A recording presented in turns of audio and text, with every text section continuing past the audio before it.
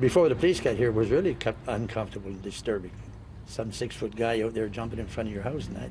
Police tape surrounds a house in Mississauga after a man died shortly after being tasered by Peel police. It happened early this morning in the Bloor and Tompkin area, and now the province's police watchdog has started its own investigation. As officers were attempting to communicate with the man, a struggle ensued. As part of the struggle, several use of force options were used, including the deployment of a conducted energy weapon. That struggle began just after 3 this morning when police were called for a disturbance on Running Brook Drive. They found a 30-year-old man in the backyard of the home.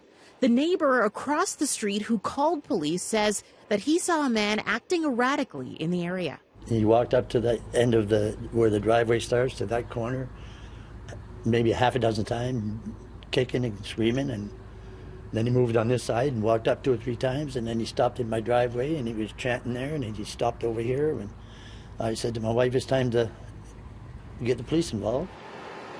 One woman who did not want to appear on camera says officers ran into the backyard just before an ambulance arrived. Somebody was on a stretcher and they were working on him. They were pumping his chest, bringing him out to the ambulance. The man was pronounced dead in hospital about an hour later. It's not clear if he lived in the home, but residents tell us there is a single man who rented the basement there.